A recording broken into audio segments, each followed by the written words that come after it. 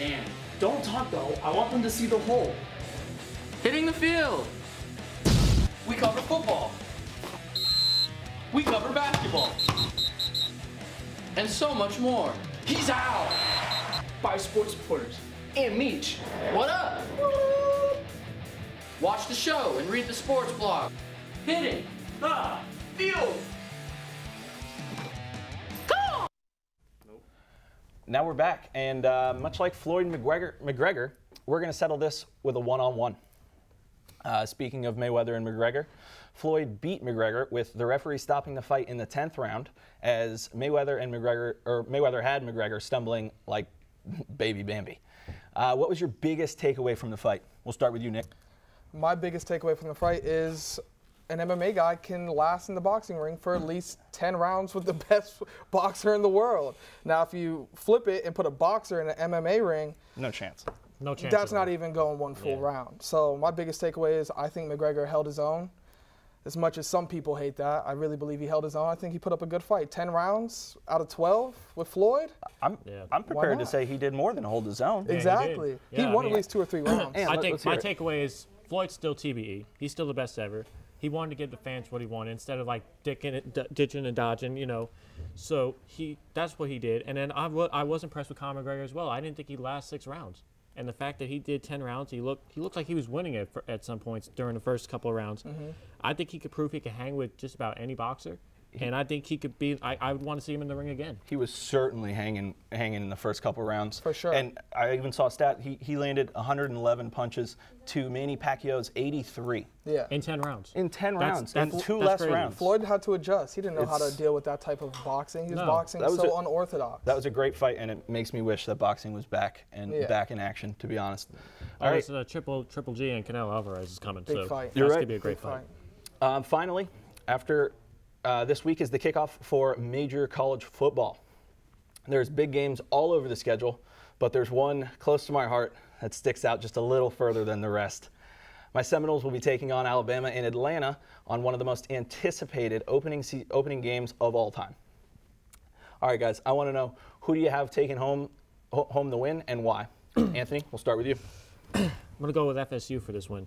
I think they're loaded at the offensive side of the ball. I think Aiden Tate, he's a junior, I believe. He could go up and get the ball. Cam Akins, he's only a freshman, but he may be the best running back in the college already. He's only a freshman. He's an animal. And obviously they got their quarterback DeAndre Francis. He's an Orlando native, by the way. And I also think Alabama, you know, they just lost the national championship game last year in a heartbreaker. So I think that might have a little bit of effect just for this game.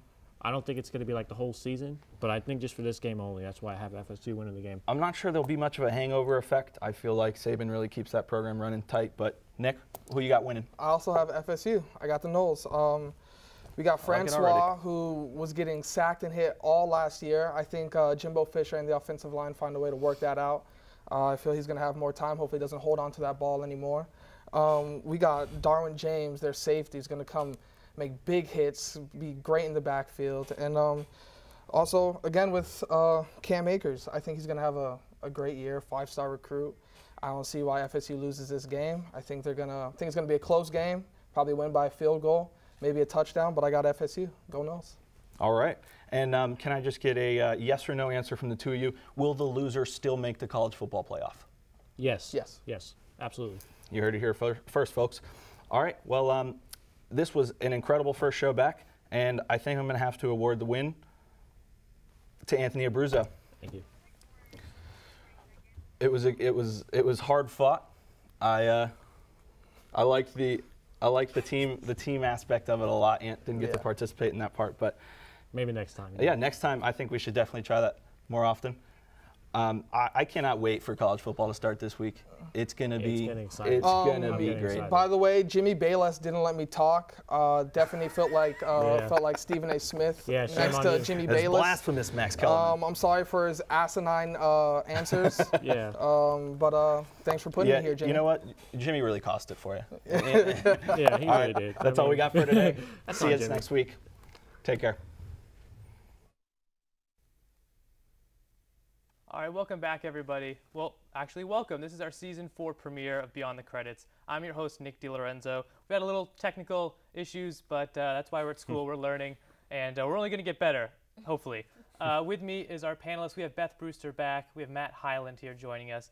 And we're gearing up. We're going to have a good season. We're going to jump right into the news because we've gone down from an hour time slot. We're doing a 30-minute show now, so we don't have as much time. So just to jump right into it, first off, we have it was announced that the Justice League is a direct sequel to Batman vs. Superman. Now, obviously, a lot of people just kind of assumed that was the case. Now it's officially announced. What are our thoughts? Is that what we expected? Yeah, that's what I expected. I was like, okay, I thought that was a thing in the first place. Exactly. So. It's all connected, so it kind of, they all are sequels in a way, because they all happen after the previous movie. Right. I guess there was just uncertainty on, like, because it's kind of been thrown around that maybe Jesse Eisenberg isn't returning. Like, I don't think it's been officially confirmed as of now. And there was some unfortunate situations with the original director, so he had to kind of step back, and then Joss Whedon kind of stepped in and with reshoots and such. Also, it could have been also because Wonder Woman did so well. Maybe that kind of like that was also right. Yeah, maybe Superman, put a little more Batman Wonder Woman in the. That awesome, Yeah. but right. Financially, it was, but critically. Right. Is there being a direct sequel? I think it's kind of like people are thinking Superman's going to return. Even in the trailer, there's like a moment at the end. Or the where promo art and everything. Right. Exactly. Do we think we're going to see Superman in this one, or do you think he's going to be teased at the end and Why not? return for Yeah, Justice for League sure. 3? I think he will. I would expect it. Is there a certain direction you'd like to see this sequel? Do you want it to take place, like, do you want it to pick up right where Batman v Superman left off? I don't think they necessarily have to, just because like there's a lot of people who maybe didn't necessarily watch those movies because they heard it was so bad, so they might be a little lost if they do that. So I think they could take it a different direction. It's probably relatively close. I mean, They Batman, could focus on the future or something like that. yeah, so. which they probably are. I mean, according to the trailers and everything, it seemed very fantasy-like. Like those shots where they're picked up at the end of Wonder Woman because they showed the future for her, so they could pick up at the end of that too. Right. That's true. She's at like some art museum or something, or. I think so. Yeah. But it's like the future. It's like nowadays. Right. Yeah. So, Present. Yeah. Yeah. Okay. Well, That'd be fun. it'd be interesting to see what they do with it. Yeah. Next we have Gone with the Wind has like an annual screening. It was canceled this year for being racially insensitive. So what are now? Obviously, like this is the first year that's happened, at least to my knowledge. Yeah. Beth, I know you mentioned before you have some thoughts and feelings. I think it's complicated. You can argue both sides just because of everything that's going on right now in our society, but I think if you approach it from the aspect of you're telling your family or your children, if that's what you're worried about, is teaching them the wrong lesson, like, look, this is just how it was in the past and we can learn from this type of thing, I think it's a good thing to show. I don't think it's necessarily something that you should block just because of something you don't agree with in the film.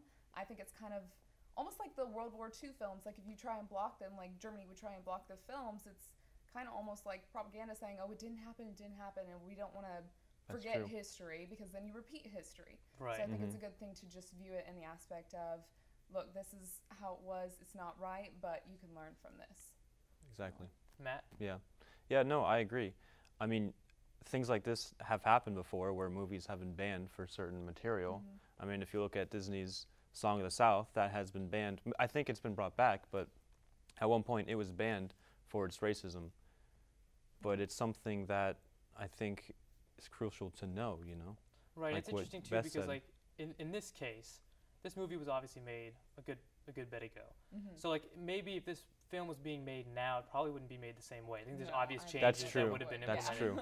But because it was made in a different time, and we've been playing it like now, all of a sudden we're stopping. And you brought up a good point where it's like, I think it's good to acknowledge and not trying to pretend that something never happened. But it is interesting, and it'll be interesting because there's other movies that could be. Yeah, I think the problem is they're worried about maybe it creating an uprising of some sort. Right. And I think you just have to be careful with what you tell your family. Because you can't avoid it. I mean, it's a free country, so you can't avoid that kind of thing unless you're just completely trying to block out history. So I think it's just important to try and talk about it. Do you think this is a temporary? Do you think this is just gone for this year? I'll avoid the obvious pun, but is this coming back, do you think? Like, will we have these screenings again? I'm or do sure. you think I'm we'll sure. move away? It's probably It's just so popular. It's just I really timing. think I really think it's the timing of everything. All right, we'll move on to the next story. So Dunkirk over the summer obviously came out. interestingly enough, the marketing campaign was interesting because they didn't give away too much as to like story or plot or even really what it. You've seen it? Yes. Okay, Beth, you have yet to see it. I've yet to see it. I've heard it's really good though. I know. I was surprised. It's almost a silent film, and not obviously there's a score and sound effects and all that, but dialogue-wise, as far as dialogue, there's very few lines, which surprised me because again, they don't really tell you that much going in. Exactly. But it surpassed the 400 million global mark, which didn't surprise me at good. all. It's like, oh, that's what I expected. Yeah, and it's interesting to see a movie like this do so well because I think in the past some people veer away from the more like artistic, like if there's no dialogue, I think that turns a lot of people off. But then again, it's Christopher Nolan. Right, and I that's think that helps huge, a lot. and Hans Zimmer score, and just the fact that it's another Christopher Nolan movie. Right. And I think that's a huge attractor for people. So we're not surprised that it's doing well. Not at all. No. Right. All right. Well, in our last story, we'll just comment briefly. So James Cameron, obviously a very notable director, came out and said this about Wonder Woman. He claimed, and I quote, it was misguided and a step backwards, referring to all of the acclaim it's getting for like having an empowering female lead character, and that. And then the director Patty Jenkins of Wonder Woman kind of came out and obviously defended her movie and her choices. Beth, like, what are your thoughts on that? I mean, I support her fully because she basically came out because he was saying that there had to be something wrong or a real problem with the woman for her to be able to be this strong female character, and she's basically like, well, you don't know what it's like for a woman because you're not a woman. You can be both pretty and strong. Exactly. So I like that she said that because it's very true. You can do everything as a woman. Yeah. It's your choice. So. Matt? Yeah, no, I agree. I think Wonder Woman was a fantastic film, and I think it was so because Patty Jenkins had her own voice that she was able to put into Wonder Woman. I think James Cameron is just jealous, and he's just saying these things to get attention when really, I think Patty Jenkins had a really great. All right. I don't know where I see where you're going with that, and it was good. All right, so we're gonna wrap up. We're gonna go to break, and then when we come back, we're gonna have an interview with some UCF students who are doing some really cool things. So when we come back, we'll have that interview. So stick around. Are we supposed to get out of the way? Today, when you have multiple devices at your fingertips, wouldn't it be great if you could run the software you need on all of them? Well, now you can.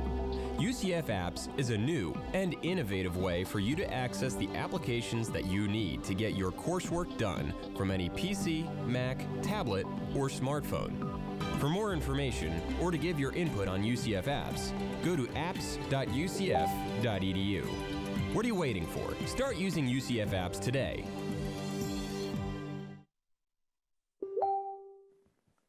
Does your breath smell so awful you can never manage to seal that kiss? Ew! Are you so stressed you're ready to give everything up? Well, don't get all riled up. Take a chill pill.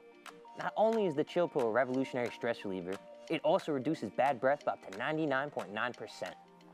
You no longer need to worry about stressing yourself to death or scaring everyone you meet away. Chill pill can take care of both at once. The chill pill has been developed by the best stress chemists in the country to assure you the utmost relaxation. Letting loose leads to longer life. And if you're ready to get up close and personal, let the chill pill freshen that breath up for you. You'll finally land that second date. Try the chill pill and you won't be sorry. Available at any store near you.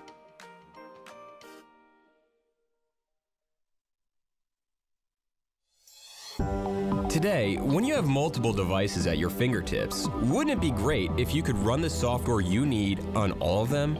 Well, now you can. UCF Apps is a new and innovative way for you to access the applications that you need to get your coursework done from any PC, Mac, tablet, or smartphone. For more information or to give your input on UCF Apps, go to apps.ucf.edu. What are you waiting for? Start using UCF Apps today.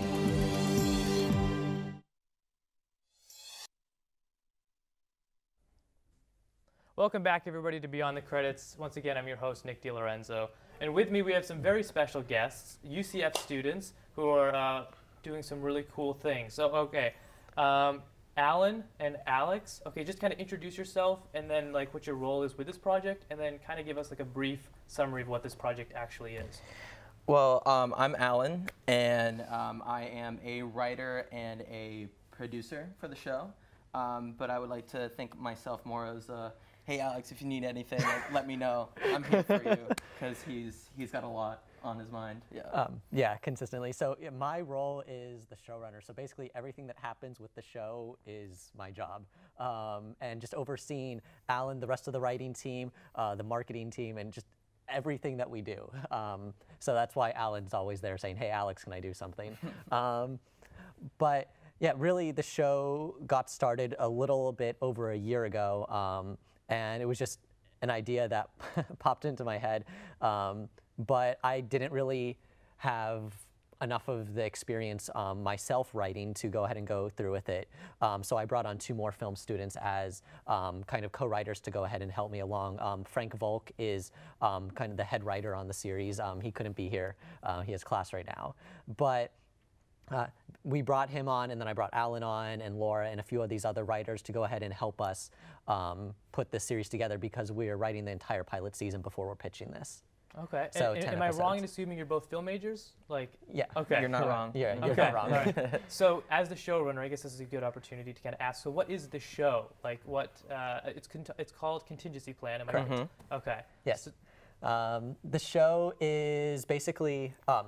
Our logline is, as an uncontrollable virus ravages the planet, a group of 8 astronauts are sent on a desperate mission when they're violently thrown off course. So basically we will have dual storylines between this group of 8 astronauts on their mission and their significant others back on Earth. And we single out one of the astronauts and his wife back on Earth, and we pretty much follow their storylines as they diverge, and they have parallel structures and narratives to them as well.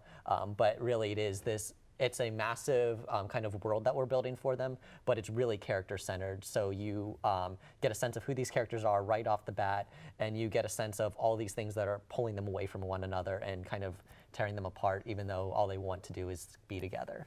So how did this idea come about? Who came up with it, and like, what's the time frame we're looking at here? I came up with it in July 2016, and I was just kind of like writing some stuff down, some brief ideas on who I wanted the characters to be, kind of making notes off of my roommates and some other people who I knew, because this is like largely based on scientists and things like that. So reaching out to a bunch of people who I know who knew other scientists or astronauts who work at NASA to kind of get a sense of who I could make these characters. And then in August 2016, I brought on 2 other film students to help with writing. And we worked for about 2 months on just the characters and the plot line for the pilot episode. Then in February of this year, Alan and Laura and Nikki, 3 more of our writers, were brought onto the project so we could go ahead and write all 10 episodes of the first season. Yeah, and it's pretty interesting because like a lot of us, we're not really that into science fiction. Like we really like science fiction, but we don't know like the material, you know, so we need to do a lot of research. So Right. a lot of the writers that we have that joined they have their different fortes, yeah, and like, you know, we have a writer that loves to write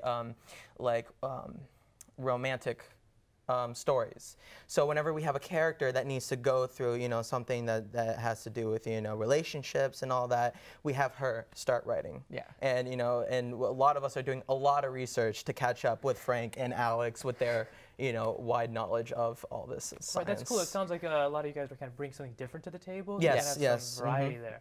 So I know you're both students, so you're balancing. Are you current students? Yes. Correct? Yes, okay, absolutely. So you're both balancing, you know, everything, class. balancing As you said, like everything. One of your guys couldn't be here simply because he's got class, which I mean, Yes. obviously making a very mature and respectable decision. Yeah. But so is that difficult to balance both like this ambitious kind of project and keeping it going? It's been some time now. Yeah.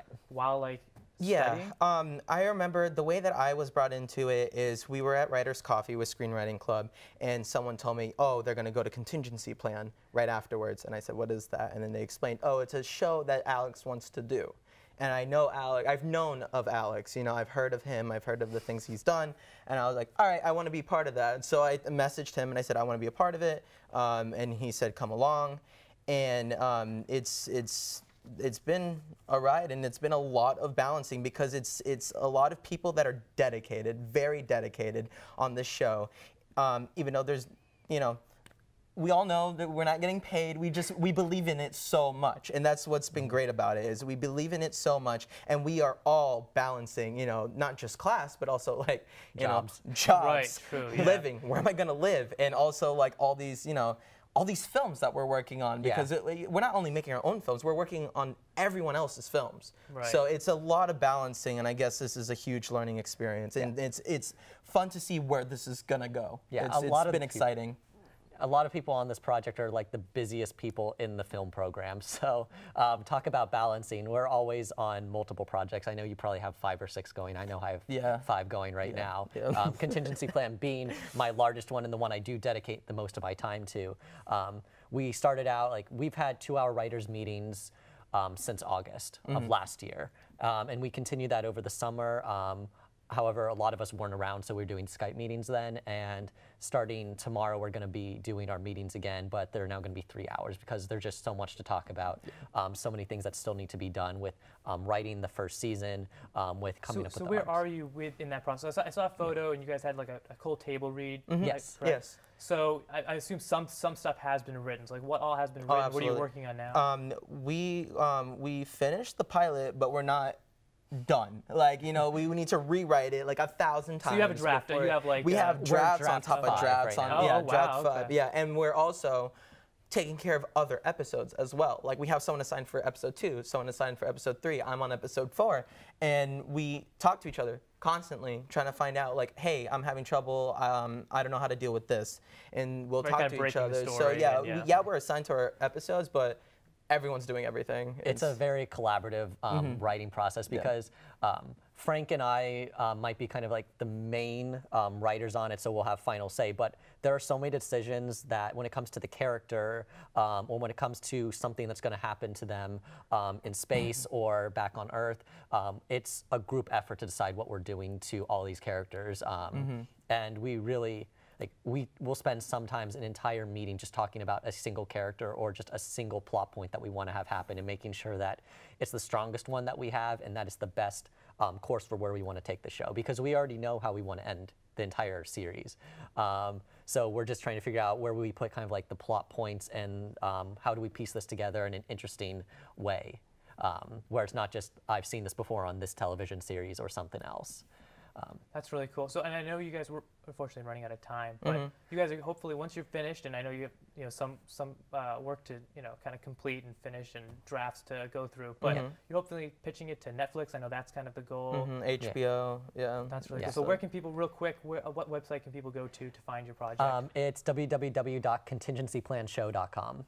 All right, very cool. Thanks to Alan and Alex for being on the show. Thank you. Have you guys back Thanks for when having it comes us. out. I'm very excited for you guys. When we come back, we're going to do a summer recap, and also we're going to take a break now, so stick around for that.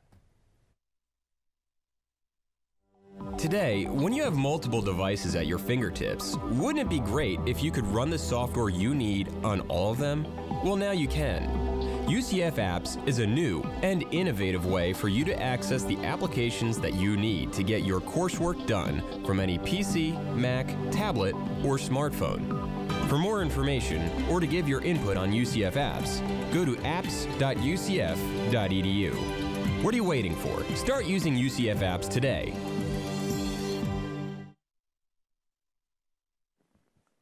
Does your breath smell so awful you can never manage to seal that kiss? Ew! Are you so stressed you're ready to give everything up? Well, don't get all riled up. Take a chill pill. Not only is the chill pill a revolutionary stress reliever, it also reduces bad breath by up to 99.9%. You no longer need to worry about stressing yourself to death or scaring everyone you meet away. Chill pill can take care of both at once. The chill pill has been developed by the best stress chemists in the country to assure you the utmost relaxation. Letting loose leads to longer life. And if you're ready to get up close and personal, let the chill pill freshen that breath up for you. You'll finally land that second date. Try the chill pill and you won't be sorry. Available in any store near you.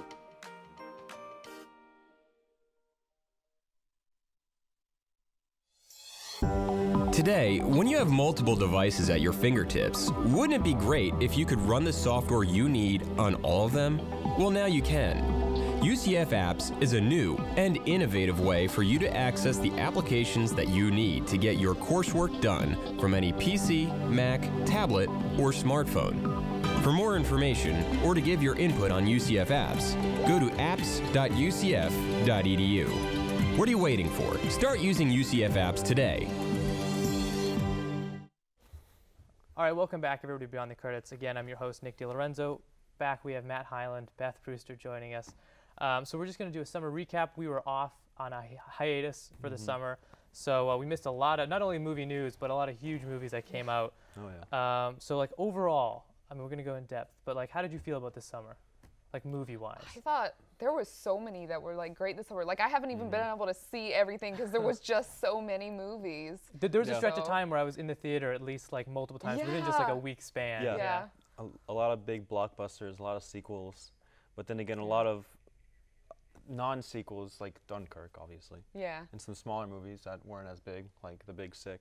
Yeah, that's kind of movies. A lot of them were like superhero movies and stuff like that, which I always for like. sure. So, or Pirates of the Caribbean, that too was out. That too. So we'll start. I know you had mentioned that. So one of the first big blockbusters of the summer was Guardians of the Galaxy 2, and I know you had expressed that you're kind of disappointed with that one. Yes, I was excited for it. I mean, I think that's what I mentioned last time I was on the show was that movie, and it was good, but it wasn't as amazing as I thought it was going to be. It was just kind of like they had made a movie to get to the third one, is what it felt like. Like so they were like just ready to go to the third one. Just like a bunch of jokes kind of thrown together. Yeah, it was like they took from the first one of what made it funny and then used it again.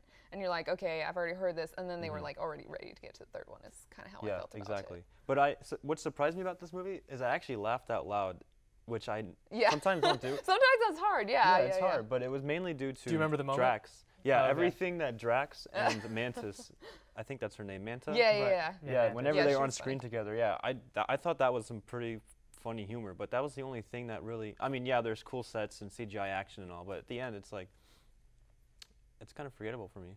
Yeah, okay. It was just kind of like the first one. Interesting. So, like, I guess I can kind of lead into what other movies were kind of like. Was there any other lackluster that you might have been excited for? But then, because I know you had mentioned Pirates of the Caribbean, Pirates 5. which I completely agree with. I'm a fan of the franchise, and I think they could have done, especially when they announced that Orlando Bloom was coming back. I know. They could so have much done potential. I literally, my friends and I, when walking out of the theater, we created like what it should have been, and we were so disappointed that they just didn't like tap into it. I know. I thought the fourth Pirates. I mean, it's Pirates 5, so what do you expect? But I really thought. I expected good things, but I did too. This was my favorite trilogy as a kid, and I love Jack Sparrow as a character, Captain Jack Sparrow. But in this movie, he didn't feel like Jack Sparrow.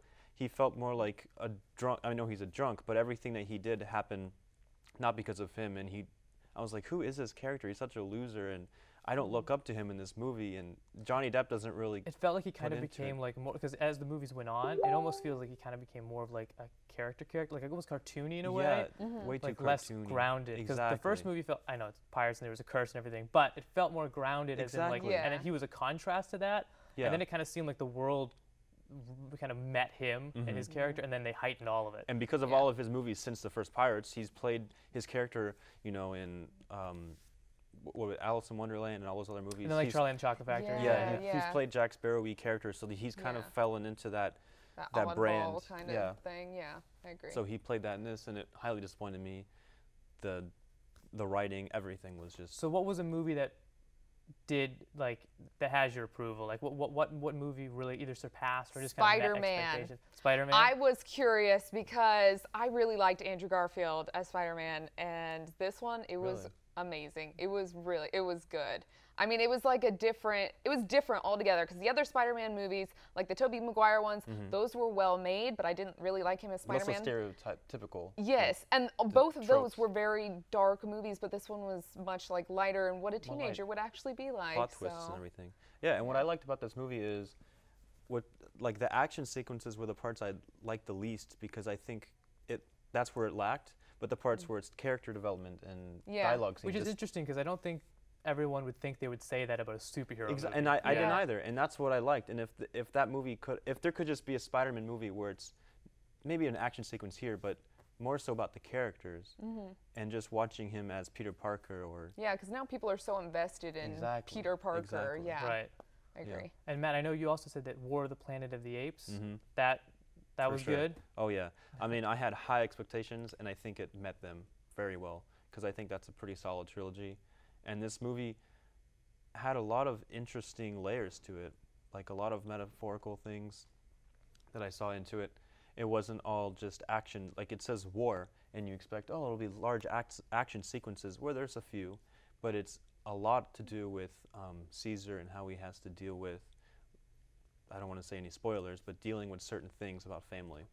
I saw the film. It's definitely much more of a drama than I think the title can be misleading. It is. Drama for the Planet of the Apes is what it should be called. Yeah, there you go. Yeah, because there's not much war. It's more like internal, But then again, maybe that is war, you know, for some people. Right, we're getting a little too deep here. I don't. That's why there's many layers, and it made me think. I think this was the most intellectual, maybe not the most intellectual, but for a blockbuster movie for the summer, I think it is most intellectual for me. All right. Was there anything else that over the summer you had kind of discovered or found? Might not been theatrical release. I know you had. There was a movie. It's from 2014, but it came out recently on Netflix over the summer, and it's called Sweet